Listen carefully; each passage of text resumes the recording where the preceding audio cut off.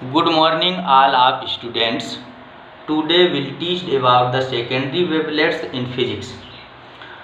आज हम आपको हाइगेंस की द्वितीयक तरंगिकाओं के सिद्धांत के द्वारा द्वितीयक तरंगिकाएं बताएंगे, द्वितीयक तरंगिकाओं के बारे में अध्ययन करेंगे।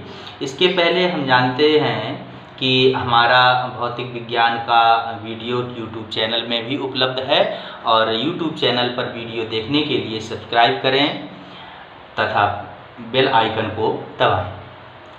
जानते हैं कि द्वितीयक तरंगिकाएं क्या हैं। हाइगेंस के सिद्धांत के अनुसार द्वितीयक तरंगिकाओं की व्याख्या किस प्रकार करते हैं। आपने जाना कि तरंगाग्र क्या है, तो तरंगाग्र की व्याख्या में आपने जाना कि कोई प्रकाश स्रोत और किसी प्रकाश स्रोत से जब प्रकाश उत्सर्जित होता है तो माध्यम के कण कंपन करने लगते हैं।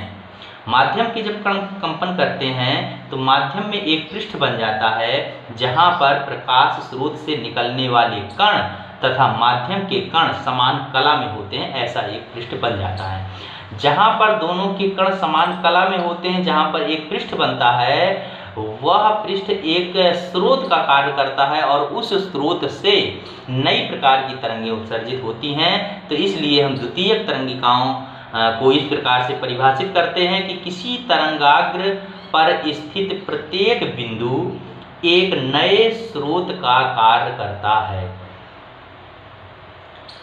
जिससे नई तरंगें सभी दिशाओं में निकलती हैं। इन तरंगों को द्वितीयक तरंगिकाएं कहते हैं। तो इस प्रकार से हम द्वितीयक तरंगिकाओं को परिभाषित करते हैं। द्वितीयक तरंगिकाएं जो हैं वो प्राथमिक तरंग की चाल से ही आगे बढ़ती हैं, अर्थात प्राथमिक तरंगों की चाल से ही चलती हैं। द्वितीयक तरंगिकाएं बनने के बाद जो आगे स्रोत होता है, जब द्वितीयक तरंगिकाएं आगे जाती हैं तो समतल हो जाती हैं और समतल होकर के आगे की ओर बढ़ती हैं। अब हम जानते हैं कि हाइगेंस के तरंग सिद्धांत की सफलताएं क्या हैं और विफलताएं क्या हैं। तो पहले हम देखते हैं कि सफलताएं क्या हैं। तो हाइगेंस के तरंग सिद्धांत के अनुसार हम ये जानते हैं कि हाइगेंस ने जो प्रकाश के लिए अपनी कल्पना दी, तो प्रकाश के लिए अपना सिद्धांत दिया, तो प्रकाश के लिए अपना सिद्धांत ये दिया कि प्रकाश यांत्रिक तरंगों की भांति व्यवहार करता है और यांत्रिक तरंगों के दो भाग होते हैं, अनुप्रस्थ और अनुदैर्ध्य। तो हाइगेंस ने बताया कि अनुदैर्ध्य तरंगों की भांति व्यवहार करता है और अनुदैर्ध्य तरंगों में आप जानते हैं कि माध्यम के कण समांतर कंपन करते हैं। अनुप्रस्थ तरंग में आप जानते हैं कि माध्यम के कण लंबवत कंपन करते हैं। जब दैर्ध्य तरंग माना और अनुदैर्ध्य तरंग में समांतर कंपन करते हैं तो आप अनुदैर्ध्य तरंगें मान करके ध्रुवण जैसे प्रभाव की व्याख्या नहीं कर सकते, क्योंकि ध्रुवण का मतलब होता है कि फैलना, बिखरना। तो जब समांतर कंपन करते हैं कण तो फैल कैसे गया, और यांत्रिक तरंगों में अनुदैर्ध्य तरंग मान करके हम ध्रुवण की व्याख्या नहीं कर सकते हैं, क्योंकि प्रकाश जब अनुदैर्ध्य तरंगों की भांति व्यवहार करेगा तो वो चारों ओर फैलेगा नहीं, समान रूप से फैल नहीं सकता, माध्यम के कणों से टकरा करके फैलने का गुण नहीं आ सकता।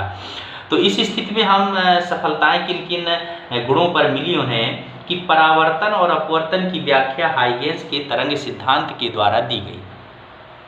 परावर्तन और अपवर्तन की व्याख्या करने के बाद विवर्तन और व्यतिकरण की व्याख्या भी हाइगेंस के तरंग सिद्धांत के द्वारा दी गई। जो व्यतिकरण की व्याख्या है वो थॉमस यंग के द्वारा और विवर्तन की जो व्याख्या है वो फ्रेनल के द्वारा दी गई। विवर्तन की व्याख्या फ्रेनल के द्वारा दी गई। इन दो घटनाओं की भी व्याख्या हाइगेंस के तरंग सिद्धांत के द्वारा दी गई।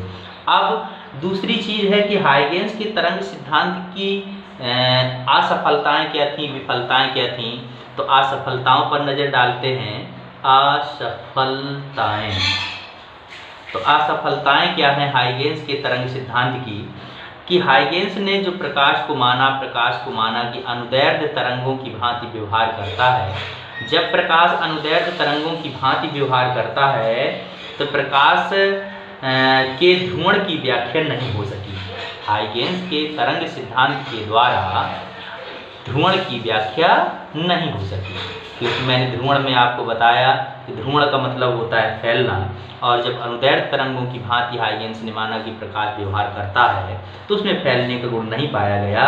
इसलिए हाइगेंस के तरंग सिद्धांत के द्वारा ध्रुवण की व्याख्या नहीं की गई। बाद में जब असफल हो गया हाइगेंस का सिद्धांत और हाइगेंस के सिद्धांत के द्वारा ध्रुवण की व्याख्या नहीं की जा सकी, तो फ्रेस्नेल नामक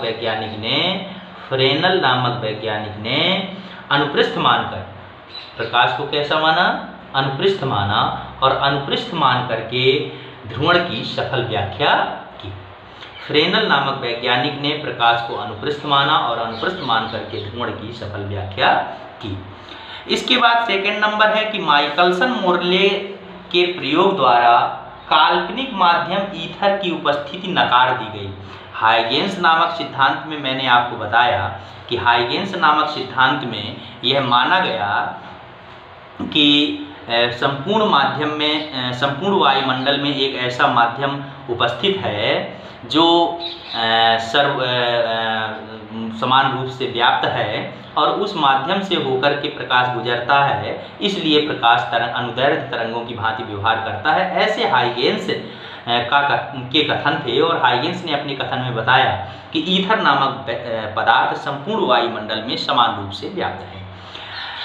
जब ध्रुवण की व्याख्या नहीं की जा सकी हाइगेंस नामक सिद्धांत के द्वारा, तो माइकलसन मोर्ले के प्रयोग द्वारा काल्पनिक माध्यम जो ईथर हाइगेंस ने माना था, तो माइकलसन मोर्ले ने यह स्पष्ट किया अपने प्रयोग द्वारा कि संपूर्ण वायुमंडल में ऐसा कोई पदार्थ ईथर नहीं है। तो माइकलसन मोर्ले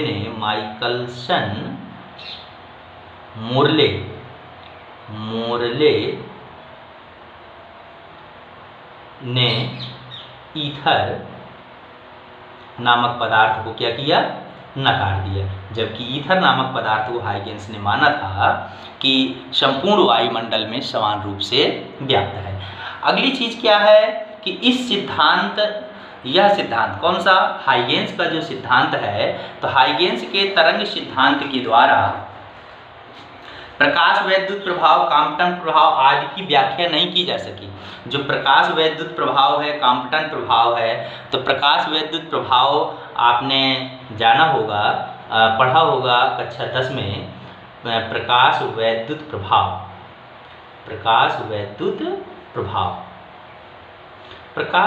प्रभाव और जो ध्रुवण की घटना है कुछ सेम है। तो प्रकाश वैद्युत प्रभाव में भी ये क्या है कि जब सूर्य का प्रकाश जब निकलता है तो वायुमंडल में उपस्थित धूल धुआं कणों से टकराता है और टकरा करके संपूर्ण वायुमंडल में फैल जाता है। तो प्रकाश वैद्युत प्रभाव की जो घटना है, प्रकाश वैद्युत प्रभाव की घटनाओं में विभिन्न प्रकार की घटनाएं भी हैं। तो प्रकाश वैद्युत प्रभाव की घटना की भी व्याख्या नहीं की जा सकी, काम्पटन प्रभाव की भी व्याख्या नहीं की जा सकी। प्रकाश वैद्युत प्रभाव और काम्पटन प्रभाव क्या हैं, इनकी व्याख्या हम अगले हेडिंग के बाद इसी चैप्टर में आगे करेंगे। इसके बाद हम जानते हैं कि हाइगेंस सिद्धांत का उपयोग करते हुए समतल तरंगों के अपवर्तन एवं परावर्तन की व्याख्या कैसे की जा सकी। कि आपने पढ़ा है कि जब किसी चिकने तल पर प्रकाश आपतित होता है तो वह अपने ही माध्यम में वापस लौट जाता है। तो आपने परावर्तन की घटना में इस तरह से पढ़ा है, अपवर्तन की घटना में पढ़ा है कि जब प्रकाश एक माध्यम से दूसरे माध्यम में जाता है तो वह या तो अविलंब की ओर झुक जाता है या विलंब से दूर हट जाता है। ये माध्यम पर निर्भर करता है कि माध्यम सघन है या विरल है।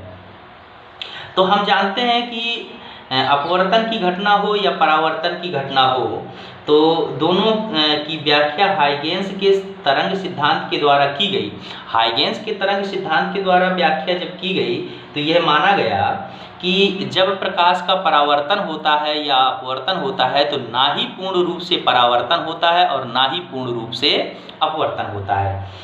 तो हाइगेंस नामक वैज्ञानिक ने ये बताया कि जब प्रकाश विरल माध्यम में प्रकाश की चाल सघन माध्यम की अपेक्षा अधिक होती है, और इस तरह से आपने पहले भी पढ़ा है कि विरल माध्यम में जो प्रकाश की चाल है सघन माध्यम की अपेक्षा अधिक होती है।